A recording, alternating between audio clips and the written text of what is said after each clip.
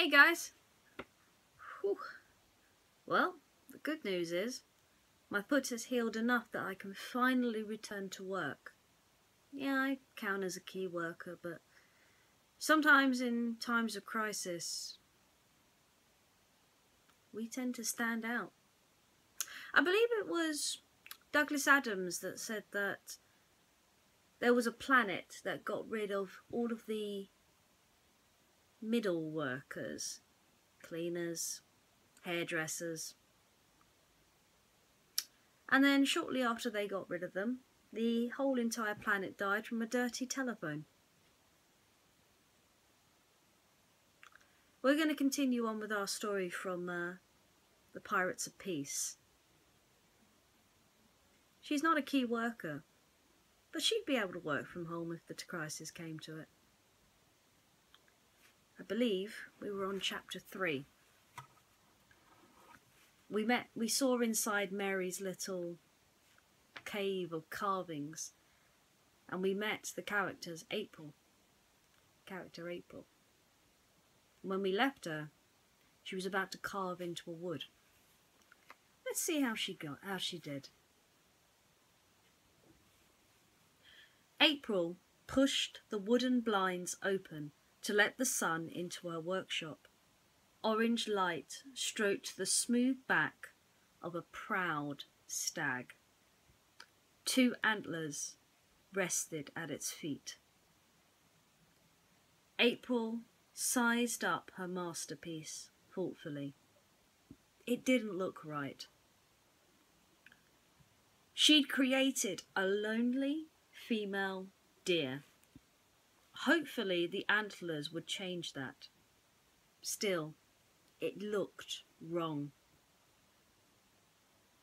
It was lonely. It needed someone to run with. Her mind drifted to a calm blue sea and a crystal simple sunset. The smell of salt, the gentle waves crashing on the ship's bottom, a hand wrapping an arm around her shoulders. She shook her head. She couldn't think of those days. That was dangerous. If the king found out about her past, well, she was lucky to be alive. Sighing, she looked down at the block of smooth wood she had been absent-mindedly cutting into. The outline of a young fawn, his head held high, eyes bright, legs tucked under its body, stared back. Mary squeezed into a chest-tight dress and watched her servants tighten the laces on her boots. She looked beautiful. Her silk and frocked dress danced in the movement of her young, slender hips.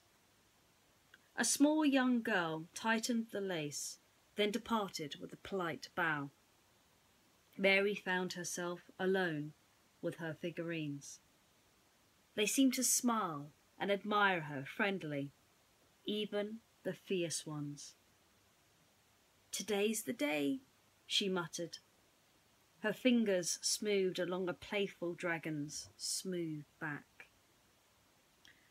Unknown to anyone, a grand ship was sailing gently and slowly into the harbour. Its sails were as white and soft as the clouds. The boat cut importantly through the water. Despite its great size, the boat snuck in like a panther strolling to find the prey it seeks. With a triumphant laugh, it slid out its wooden tongue and waited. Clomp, clomp, clomp. A pair of finely polished black boots with shiny silver buttons stepped onto the loading bay.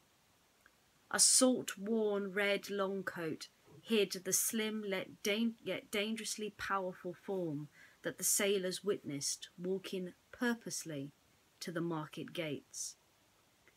No one else disembarked from the grand ship.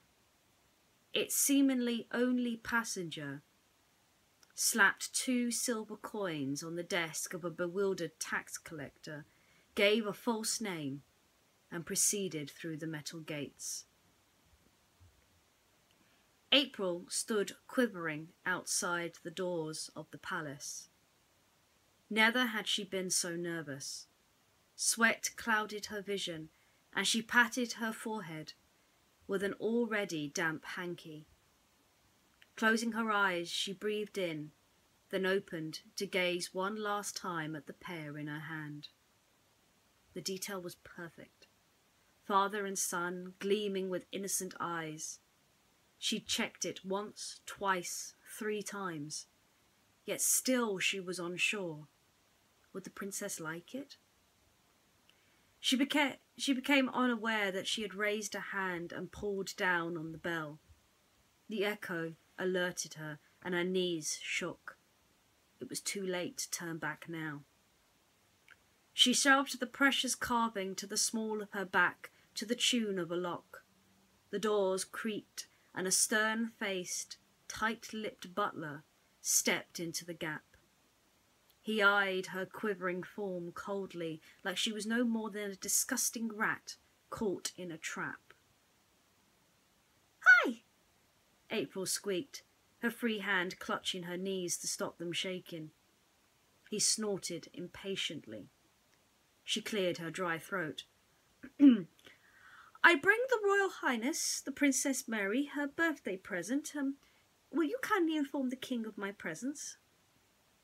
The door slammed shut. April exhaled. Never had her knees threatened to buckle before.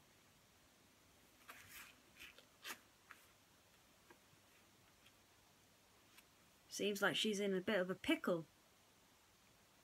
Something tells me she's been through worse. And who is that mysterious stranger that suddenly appeared at the harbour? We know what Mary's new carving is. A stag and a little baby. But the princess only asked for a stag. So how will the princess react to one extra present? We'll find out in the next chapter.